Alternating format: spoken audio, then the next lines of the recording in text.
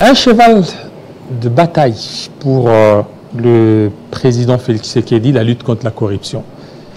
Lutte contre la corruption, mais fort malheureusement, on constate que c'est les détournements des millions de dollars. 100 millions, 200 millions, 400 millions. Le rôle de l'IGF, est-ce que l'IGF a perdu toutes ses prérogatives? Nous allons essayer d'analyser cette thématique avec M. Doubeledou. Bienvenue. Merci, Jean-David Kilolo. Vous vous portez bien? Oui, ça va, mais ça ne va pas en même temps.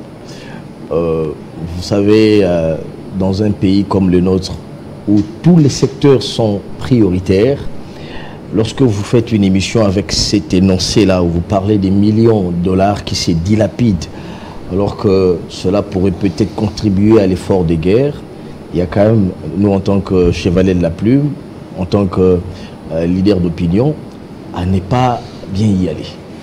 À ne pas? À ne pas bien y aller. Et donc, vous faites allusion, bien évidemment, je pense que au tout dernier scandale que nous décrions tous, dont nous avions eu vent grâce à un confrère que je salue d'ailleurs, Israël Mutombo, qui était le premier à lancer l'alerte sur le dossier forage et lampadaire. Je pense qu'on ne reviendra pas sur tout ce récit que le Congolais d'ailleurs maîtrise très bien. Mais jusque-là, il y a eu plusieurs réactions croisées depuis la dénonciation. Il y a notamment le ministre en charge des Finances qui a donné son point de vue lui-même et donc même à travers ses conseillers ou services de communication. Et tout récemment, il y a eu une réaction de M. Samba Bacheli qui est passé dans une radio de la place pour donner sa version des faits. Eh bien, plusieurs réactions croisées.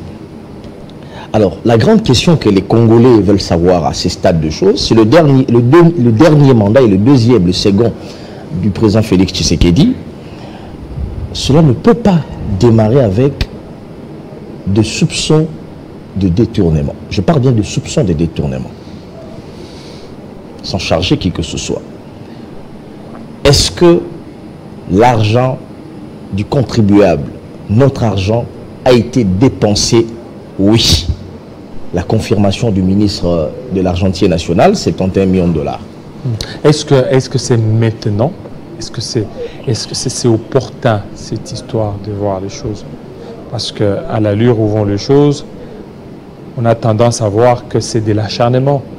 Parce qu'il y a un gouvernement qui sortira bientôt, qu'on veut salir la personne de Nicolas Kazadi. Malheureusement, au Congo, on trouve des réponses sur des questions existentielles, on trouve des réponses au niveau politique. Malheureusement, c'est ça le fait. On a connu dans ce pays un scandale Boukangalonzo, et lorsque la justice veut s'intéresser, on dit, malheureusement, ça devient à la mode que c'est de l'acharnement politique. Voyez-vous? Et donc, moi je pense que l'opportunité ou pas de traiter ces dossiers ou d'en parler, au-delà de l'opportunité, il y a à se questionner. Est-ce que l'argent du contribuable, ton argent, mon argent, l'argent des Congolais, est sorti du contribuable? Oui. Pour être exécuté de telle manière. Est-ce que cet argent qui est sorti attend aujourd'hui les forages sur les 71 millions de dollars, qui est censé produire un forage à 297 millions de dollars? Est-ce qu'aujourd'hui, nous pouvons recenser l'ensemble des forages qui devaient être exécutés? On nous a parlé des 1300 ou 1000 forages. Est-ce qu'aujourd'hui, sur l'ensemble du pays, parce qu'il faut le rappeler ici, que si cet argent a été sorti, c'est parce que justement, il fallait appuyer la vision du président de la République qui tient sur le peuple d'abord. Or, le peuple d'abord, c'est une vision essentiellement axée sur l'eau, l'électricité. Bien évidemment, il y a la sécurité et autres. Mais l'eau qui devait justement être produite dans ces forages de 297 000 dollars par forage, cela ne concernait pas les grandes villes. Jean-David, il faut le dire. Parce que dans les grandes villes... Ça concernait que les milliers ruraux. Voilà. Parce qu'à Kinshasa, ici à Kinshasa, il y a la régie des eaux qui est d'ailleurs capable de desservir même le recoin de Kinshasa. Et qui, grâce à son expertise, peut s'arroger certaines prérogatives avec l'argent du contribuable pour faire arriver de l'eau, même dans des zones notamment Maluku, etc. Cet argent qui est sorti concernait pas la ville de Kisangani. Parce qu'aujourd'hui, si on nous dit qu'il y a 2 forages à Kisangani, mais il y a la régie des eaux qui est là, qui distribue de l'eau. Cet argent devait concerner le forage. Et l'argent qui est sorti en procédure d'urgence, moi je ne condamne personne à ce stade. Je ne suis pas venu faire les procès de Nicolas Kazadi, parce que je pense que la justice s'est déjà pensée sur la question. Nous avons vu la réquisition du procureur général qui demande justement au BTC de faire son expertise et nous dire si effectivement ces forages dont on a tant parlé ici, on a coulé encre et salive, sont finalement livrés à l'État congolais. Nous, on attend. Mais il y a eu certains forages qui ont été livrés. Il y a eu même des cérémonies. On parle de 29 forages sur combien? Sur un ensemble de pratiquement 1300. Et ce qui choque dans tout ça, Jean-David, c'est que l'argent est sorti par procédure d'urgence. Alors, on estimait que c'était... En ne respectant pas la... Bon, il y a certains experts qui ont expliqué pour dire la procédure d'urgence, c'est aussi une procédure où on peut sortir de l'argent, tout comme la procédure de gré à gré. Je commence d'abord par dire, si l'argent est sorti en procédure d'urgence, c'est qu'il y avait une urgence, n'est-ce pas? Alors, s'il y avait une urgence, comment est-ce que l'argent peut être décaissé depuis 2022 et nous sommes en 2024, il n'y a pas la totalité des forages qui ont été livrés au gouvernement congolais? Ça, c'est la première préoccupation. La deuxième préoccupation, le gré à gré, oui, c'est un mode de paiement. L'urgence, c'est un mode de paiement. Mais pourquoi on préfère, pour des raisons de transparence, le mode standard, le respect de la chaîne des dépenses, c'est-à-dire du finance, cela passe par le budget. D'ailleurs, bien avant, il faut que tout le marché qui peut être gagné, le marché public, bien évidemment, du gouvernement congolais, qu'il ait un appel d'offres. Et les sociétés ou les sociétés qui ont le meilleur profit va gagner le marché et la Direction Générale des Passations des Marchés Publics, la DGCMP, va donner son avis de non-objection par rapport à la régularité de ce contrat-là.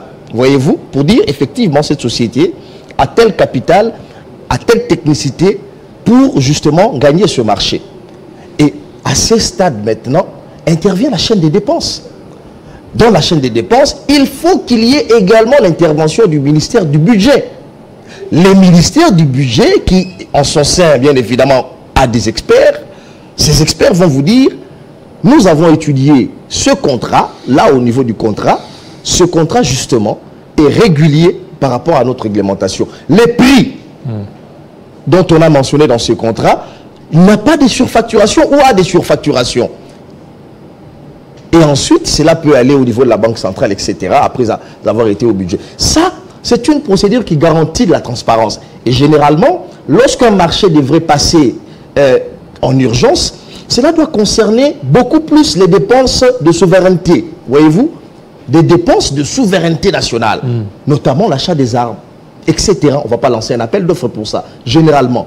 Mais quand il s'agit des marchés publics, pour des raisons de transparence, il est important de privilégier ce mode standard. Oui, mais lorsque ça passe, pardon, c'est vous qui avez parlé d'irrégularité, je vais rapidement fermer cette parenthèse. Mais lorsque l'argent passe du ministère des Finances pour un ordre de paiement au niveau de la Banque centrale, pour un marché comme ça, public, c'est ainsi que les corollaires ou les conséquences, demain, c'est quoi? C'est que on aura des problèmes pareils sur la surfacturation notamment, sur l'urgence qu'il y avait et sur la qualité des prestataires. Alors, je ferme rapidement la parenthèse. La question, c'est de savoir si les ministres en son temps avaient jugé effectivement qu'il y avait une urgence, pourquoi à ce stade, les 1300 ou 1000 lampadaires ne sont pas livrés à l'État congolais? Ça, c'est la bonne question à se poser. Alors, mais maintenant, vous le savez bien que l'IGF, avec son contrôle a priori ou a posteriori, pourquoi l'IGF n'a pas pu empêcher qu'il y ait tous ces détournements tel que constaté. J'ai entendu, je crois, dans un communiqué, quelqu'un disait qu'il y avait un compte séquestre où l'USF suivait, etc. Moi, je ne suis pas expert en l'inspection générale des finances, mais je suis quand même journaliste et je me renseigne sur un certain nombre de choses.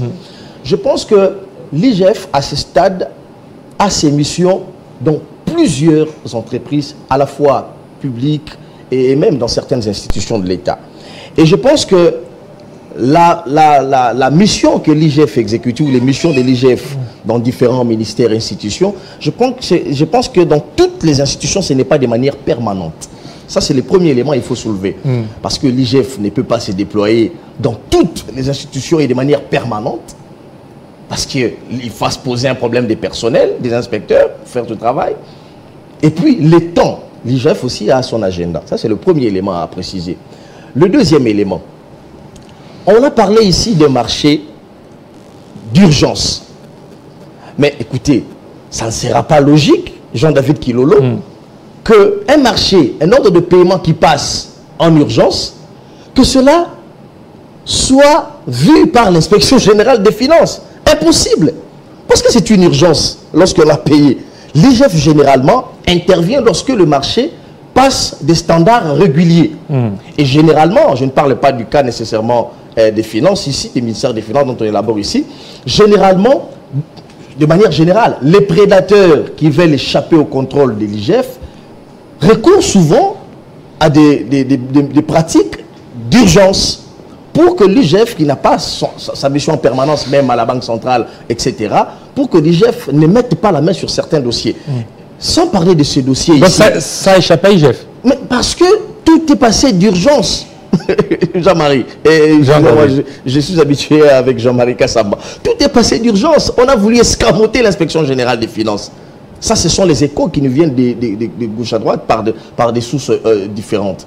Et donc, la meilleure des choses à faire ici, le débat actuellement sur cette question, ce n'est pas de venir charger des individus. En son temps, le ministre Nicolas Kassadi pourra lui-même répondre devant la justice. Il a estimé que c'était une urgence, il a décaissé. Effectivement, moi je pense que l'urgence aussi, c'est de donner de l'eau à nos compatriotes qui en manquent. Mais on ne peut pas comprendre que l'argent est sorti, mais jusqu'aujourd'hui, ces forages ne sont pas livrés. Et on n'a que des explications. Ça, c'est le premier pan. Le deuxième pan, j'ai suivi l'exposé aussi bien technique que magistral de Samba Bachili. On peut tout nier de lui, mais il faut le reconnaître, la maîtrise de ce qu'il fait. Il a été très technique, avec des éléments. Je veux bien. Il a expliqué que les lampadaires devraient en principe coûter, un bon lampadaire, avec lumière dont il a expliqué les détails, devait coûter entre 5 000 et 490 quelques $1000. Lui, c'est un expert, puisqu'il a installé dans plusieurs pays africains, etc. On doit le lui reconnaître en tant qu'expert. Mais en ce qui concerne les Congolais, vous savez ce qui tue ce pays, c'est quoi? Ce qui tue ce pays, c'est que on est fort en justification. On l'a vu dans le procès 100 jours. Ça fait peut-être mal, mais il faut le rappeler ici. On a vu dans le procès 100 jours qui nous a bien occupés. L'argent est sorti de gré à gré. Oui, l'argent est sorti. Est-ce que depuis que l'argent est sorti, les maisons préfabriquées, peut-on compter aujourd'hui les maisons préfabriquées telles que cela a été repris dans les contrats? Est-ce que ces maisons préfabriquées ont été livrées à l'État congolais entièrement au moment où nous faisons cette émission? Mais il y aura des gens, des experts qui passeront à la télévision pour vous dire non, vous savez, dans ce cas, il y a eu un petit problème au niveau des ports, etc., etc. Mais l'argent est sorti de gré en gré. Jusqu'au moment où nous faisons ces émissions, est-ce que ces maisons préfabriquées ont été livrées à nos policiers, à nos militaires? Prenez votre caméra, allez filmer dans les Kasaï, à Kinshasa, etc. La totalité de ces maisons, je peux mettre ma main à couper, n'a pas été livrée. C'est ce qui pose problème dans ce pays. Mais pendant ces temps, tous ceux qui ont été cités dans le dossier 100 jours, etc., on peut même le dire ici, sont en liberté. Bon, c'est la justice qui les a disculpés, ce n'est pas Bélédou, c'est un constat. Ils sont partis. Tout le monde est sorti de la prison, même l'argent est sorti de la prison, sauf les maisons qui n'ont pas été livrées. Et je reviens pour le cas ici. Mais on a vu des experts passer, défiler dans le procès 100 jours, nous dire que non, effectivement, il y a eu ça. Et aujourd'hui, je reviens à ce qu'a dit Monsieur Bacheli. Je veux bien, la Société Selectra a reçu les 13 millions de dollars, a présenté son expertise, etc. Je veux bien, enfin, on doit le reconnaître. Mais pourquoi ce lampadaire dont l'argent est sorti en procédure d'urgence encore, 13 millions de dollars, 13,6 millions de dollars, n'ont pas été livrés jusque-là au gouvernement congolais? Alors, on nous a parlé de l'exonération qui a été accordée. Mais M. Bacheli, il dit quelque part qu'il y a eu blocage. L'exonération a été accordée, mais il y a eu blocage. Mais à la fin, bon, nous avons quand même pris l'option d'aller nous-mêmes pour dédouaner certains lampadaires qui sont coincés encore au niveau de quelques ports pour finir le travail. Alors voilà la bonne question que je vais me poser, Jean-David. Pourquoi tous les prestataires, y compris les ministres des Finances, y compris les prestataires en présence, avaient attendu qu'il y ait cette clameur publique pour venir rassurer avec des bons Français en costume les Congolais que les choses vont se faire 2 années après, alors que l'argent a été sorti en procédure d'urgence? Mais il y a quand même à saluer le travail des inspecteurs généraux des finances. Donc c'est IGF qui a alerté? Parce que le journaliste Moutombo, lorsqu'il l'avait alerté, il dit que c'était à l'issue d'une mission de l'IGF dans quelques établissements concernés par les prestataires de ces marchés. C'est là où cette lumière a eu vent. Et c'est à prendre avec pincette, c'est les prestataires ou bien les cadres de ces sociétés-là qui ont dit ça n'a rien à voir avec nous, voilà comment est-ce que ça a été planifié et nous ne sommes que les exécutants. Alors, si il n'y avait pas cette vigilance de l'inspection générale des finances, peut-être qu'on n'aurait pas eu vent de tout ceci. Et c'est ce qui choque, c'est ce qui fait mal. Donc, il ne faut plus, comme vous l'avez dit dans votre introduction, il ne faut plus que l'impunité redevienne un mode de gestion dans ce pays. Et procédure d'urgence, etc. J'ai livré des lampadaires, mais là, il fallait une exonération, etc. Tout ceci, nous avons vent de ces déclarations ou de ces versions croisées 2 ans plus tard, alors que nous étions censés compter déjà les lampadaires, les 2600, le près de 2600 lampadaires qui devaient être livrés dans près de 10 artères, comme le dit M. Samba Bacheli. Mais jusque-là, cela n'est pas encore livré. Pour nous, c'est un problème. C'était un problème pour nous, vous dites Beledou? Oui, c'était un problème pour les Congolais, ou le Kinois particulièrement, parce que l'argent est sorti, et l'argent qui devait justement servir à l'installation de ces lampadaires, la lumière pour combattre l'insécurité, cet argent, on se pose des questions. Où est cet argent? Où est cet argent et où sont les lampadaires publics? Sur les 2600 lampadaires publics, on nous apprendrait qu'il n'y a que 100 qui ont été placés à Kinshasa. Mais ça m'était que même le ministre est expert en procédure d'urgence. Il y a eu j'ai suivi certains articles qui ont circulé sur la toile, qui a eu certaines missions où il a juste fait passer par des procédures d'urgence.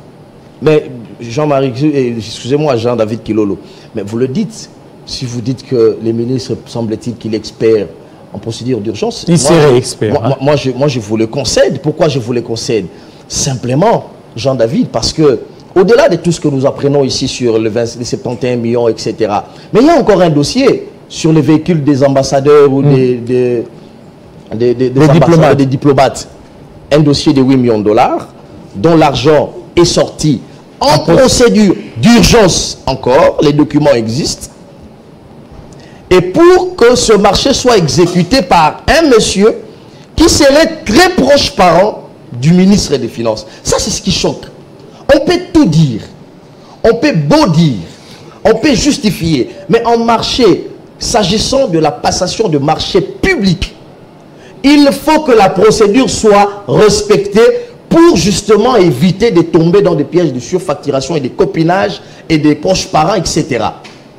Mais lorsque l'on décide délibérément de passer les modes standards, de trépasser le ministère du budget, la DGCMP, etc., et que pour des marchés de 8 millions de dollars, ça sort en procédure d'urgence pour échapper justement, notamment au contrôle de l'inspection générale des finances, notamment au budget, etc., même au niveau de la direction générale des marchés publics, l'argent. Et on apprendrait même, moi je ne le confirmais pas, que les ordres, certains ordres de paiement arriveraient à la Banque centrale à minuit, à 1h, à 23h, je ne sais pas. Mais si cela s'avère vrai, il faut que les procureurs généraux ouvrent l'œil et les bons sur ce dossier. Vous avez parlé d'experts. Moi je vous dis qu'il y a, je vais les confronter à un fait. Le fait c'est que 8 millions de dollars sortis pour les véhicules des diplomates, cet argent est sorti en procédure d'urgence. Ça c'est le premier élément. Le deuxième élément, cet argent, celui qui a exécuté ces contrats-là, serait un proche parent du ministre des Finances. C'est encore qui touche, c'est ce qui touche encore les sensibilités ou les bonnes sensibilités. Et le tout dernier élément, Jean-David Kilolo, c'est que lorsque vous allez poser la question au ministère des Affaires étrangères ou aux diplomates, on vous dit que tous ces véhicules n'ont pas été livrés jusque-là. Alors, comment on peut passer par des procédures d'urgence en urgence alors que les marchés pour lesquels l'argent du contribuable a été donné, même à des sommes exponentielles, même sur fond de surfacturation, n'ont jamais été exécutés après 2 ans, 3 ans, 4 ans. C'est là où nous, journalistes, nous voulons avoir la lumière, sans vexer qui que ce soit. Ce n'est pas l'argent de M. Bachili, ce n'est pas l'argent de M. Nicolas Kazadi, moins encore du prestataire de forage qui devait installer les forages à travers la République, c'est l'argent des Congolais. Voyez-vous? Et cet argent qui est sorti du trésor public, nous, en tant que citoyens, nous avons l'obligation de nous poser des questions sur la destination de l'argent, la rétribution de l'argent, la répartition de l'argent et les taux d'exécution et les délais, justement, si les délais ont été respectés ou pas. Voyez-vous, Jean-David Kilolo. Et donc, le dire, monter au créneau, prendre le risque de le dire publiquement, oui, ce n'est pas s'acharner sur qui que ce soit. Pourquoi doit-on présenter celui qui a volé 10 000 francs à une maman vers l'avenue, je crois, Sankourou à Kitambo ou Matete, qui a volé un sac de maïs? Pourquoi doit-on les présenter à la télévision et on l'amène à Kanyamaka CC? Pourquoi ce monsieur qui a eu faim, qui est allé prendre du zododo, et justement à la fin, il va couper, je ne sais pas, une jeune fille que nous condamnons d'ailleurs. On va les présenter avec rapidité, avec urgence, célérité. Dans un souci, on les filme, et puis on la voit à Makala, et puis il va à Kanyamaka CC. Pourquoi ces gens-là sont présentés comme des diables? Oui, c'est mal ce qu'ils font. Mais ceux qui détournent l'avenir de toute une nation. Vous savez, la gratuité de l'enseignement à un certain moment... Ils sont présumés, hein? Ils sont présumés innocents. Non, ceux qui sont présumés, bien évidemment. On ne dit pas qu'ils ont détourné. Mais on dit ceux qui sont présumés, ou bien ceux dont le soupçon de détournement des millions de Congolais pèse. On interdit même aux gens d'en parler dans les médias. Et s'ils sont lavés... Mais c'est tout ce que nous voulons. Ils sont lavés par la justice. Nous, ce que nous voulons, c'est quoi? C'est que l'on nous dise, voilà, pour les 13 millions de dollars dont j'ai perçu l'argent pour exécuter ce marché, j'ai rempli ma part de contrat. Monsieur Bachili, je vous ai dit tantôt que moi je l'ai suivi, je l'ai découvert, c'est un monsieur qui maîtrise ce qu'il dit. Mais tout ce que nous voulons, il a dit qu'il a bénéficié d'une exonération, ça n'a pas passé. Mais bon, la question que je me pose, est-ce que lors de la négociation ou bien de ce contrat, est-ce qu'il a été dit que monsieur Bachili avec sa Solecté Selectra devrait bénéficier d'une exonération, puisque vous êtes une société commerciale? Est-ce qu'il était dit qu'il devrait bénéficier d'une exonération de douane, etc.? Ça, ce sont des questions que je me pose. Peut-être qu'ils vont répondre à travers leurs cadeaux. Mais moi, je me pose des questions. Mais si cela n'avait pas été dit et que l'on revient pour s'agripper sur cet argumentaire comme quoi, si nous n'avons pas livré tous les lampadaires, c'est parce qu'il n'y a pas eu exonération comme nous l'avons exigé. Moi, je pense que c'est de la mauvaise foi et c'est de la malhonnêteté. Tout ce que nous voulons, dites-nous, à Elengue, ça, avez-vous placé combien de lampadaires? Il y a des lampadaires qui ont été placés. Il y a à peine 100 lampadaires qui seraient placés sur le 260, les 1600 lampadaires. Et ça touche les sensibilités 2 ans après. Et rassurez-vous, je vous ai dit ici, Jean-David, si cette clameur publique n'y avait pas. D'ailleurs, c'est ici l'occasion pour moi de témoigner tout mon soutien à Israël Mutombo, qui d'ailleurs aussi a fait l'objet de plusieurs menaces. L'une de ses résidences a été visitée par des hommes non identifiés.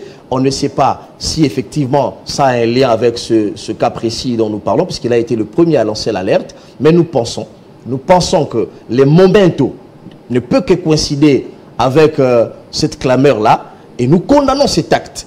Et nous en appelons à la vigilance des autorités pour que justement notre confrère journaliste soit à l'abri des dangers, puisqu'il a fait une révélation qui aujourd'hui nourrit l'actualité dans ce pays. Voilà. Et donc, que le procureur général se conforte. Moi, j'ai foi en notre justice. Lorsque j'ai appris dans les médias que l'argentier national serait débarqué de l'avion présidentiel, puisqu'il devait partir avec le président de la République, moi je ne le confirmais pas, et que j'ai appris à la suite qu'il y avait le procureur qui voulait avoir clair sur ce dossier, je me suis dit, enfin, il faut qu'on ait quand même une lumière. Le ministre a fait sa part, peut-être qu'il a décaissé, il a jugé qu'il y avait urgence ou pas, mais si la justice vient en savoir un peu plus, comme d'ailleurs les journalistes veulent en savoir un peu plus, c'est une bonne chose. Mais tout ce que nous voulons, que la justice nous dise clairement pourquoi cet argent est sorti en procédure d'urgence, pourquoi un lampadaire, un puits. On a interdit d'ailleurs aux Congolais de parler des puits. On nous a dit qu'il faut dire une station forage pour donner un peu de dimension à 297 000 $. Mais moi je le dis, c'est un forage et ça le demeure. Comment un forage peut atteindre jusqu'à 297 000 $?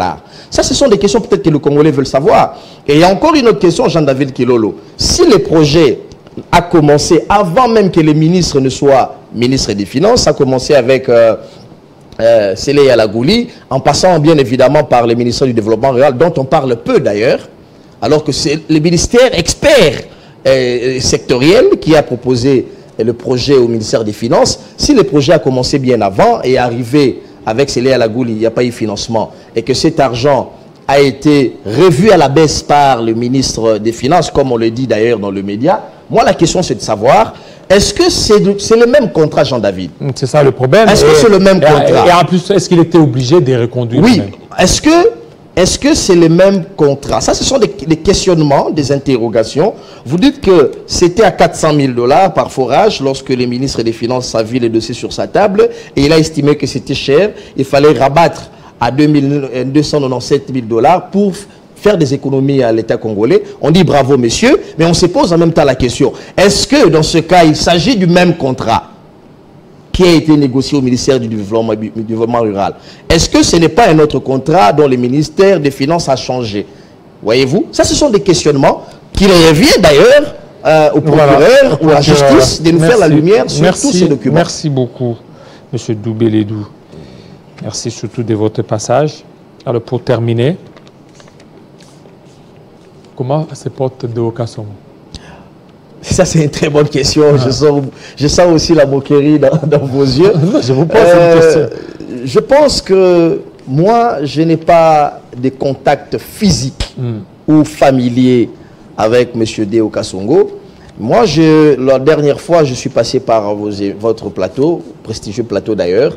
Je vous ai parlé des profils des gens. Je disais, je pense que sur tous les profils que l'on a présentés, il avait un discours. Deo Kasongo. Il avait un discours par rapport aux autres candidats. Ça, c'était mon appréciation en tant que citoyen. Malheureusement, Bélédou n'est pas un électeur. Malheureusement, ceux qui ont voté. Certains ont voté sur base de leur mot d'ordre. D'autres encore ont voté en âme et conscience, etc. Et il n'a pas reçu de voix jusque-là. Et il faut le dire, s'il n'a pas reçu de voix, c'est parce que les députés ont choisi le mot d'ordre des partis.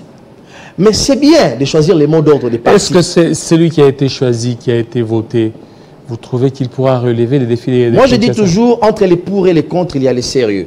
Je ne peux pas commencer à juger monsieur Daniel Bumba alors qu'il n'a pas encore commencé. Attendons voir les Mais on l'a vu, il a reçu un artiste, hein? Un artiste comédien, musicien. Comment? Oui, monsieur Daniel Bumba, il a reçu un artiste comédien, musicien, celui qui est à côté de certains musiciens. Ah, ça c'était sa première audience accordée. Bon, je n'entre pas dans ça. Moi, j'ai simplement vu les images de notre gouverneur, tantôt avec l'évêque Mukuna, tantôt avec tantôt à l'église, que je salue d'ailleurs, maman, le gouverneur en train de saupoudrer l'évêque Mukuna avec d'argent. Bon, je ne sais pas si c'est ce que les Congolais attendent, mais bon, c'est l'effervescence, on ne va pas l'interdire, l'effervescence de tout ça. Mais tout ce que nous disons, c'est que il faut que les législateurs repensent au mode d'élection des gouverneurs. Moi, je pense Jean-Marie, il est... Jean-David. Non, Jean-David, je termine par là. Oui, terminez. Il est important aujourd'hui de revoir les modes de tout ceci. Parce que souvent, les Quinois n'ont pas les gouverneurs dont ils veulent. Souvent. Et je vais terminer par un sujet qui a fait vraiment défrayer la chronique, alors que ça ne devrait même pas défrayer la chronique.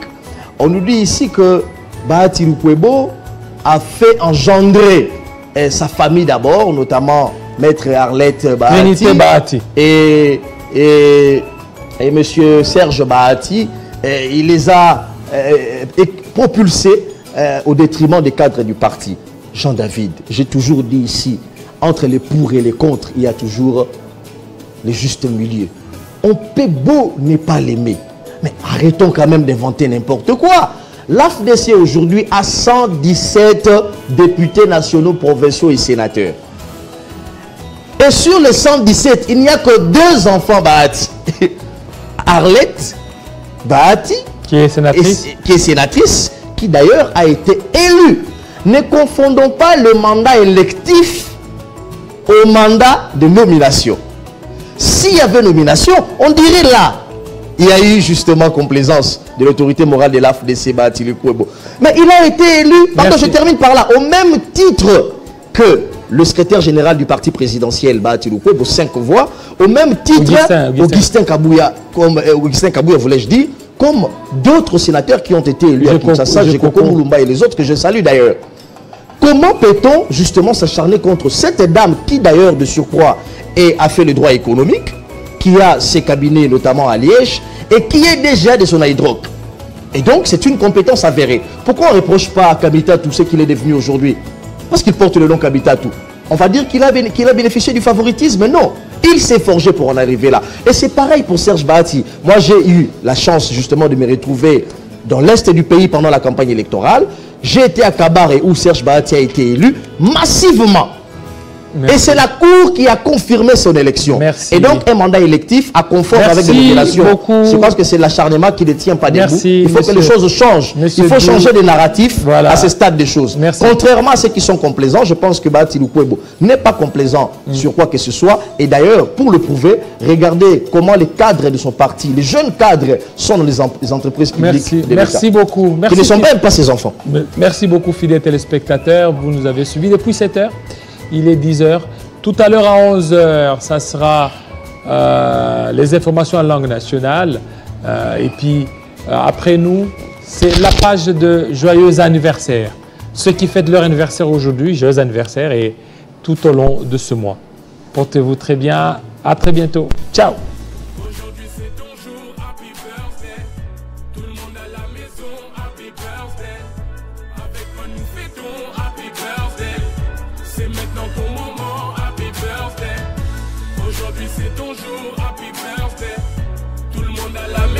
Happy birthday, woo woo woo woo. Happy birthday, woo woo woo woo. Happy birthday. Personne ne peut oublier, c'est pas juste pour les billets. Aujourd'hui c'est ton jour, c'est ton meilleur jour pour briller. Il faut chanter, faut crier, il faut danser, faut prier. Aujourd'hui c'est ton jour, des messages d'amour par milliers. Et t'auras toute la nuit, et plus rien ne compte. T'auras encore toute la nuit pour refaire. Aujourd'hui c'est ton jour, happy birthday. Tout le monde à la maison, happy birthday. Avec moi nous fêtons, happy birthday. C'est maintenant ton moment, happy birthday. Aujourd'hui c'est ton jour, happy birthday. Tout le monde à la maison, happy birthday. Woo woo woo woo. Happy birthday. Woo woo woo woo. Happy birthday. Personne ne peut oublier, c'est pas juste pour les billets. Aujourd'hui c'est ton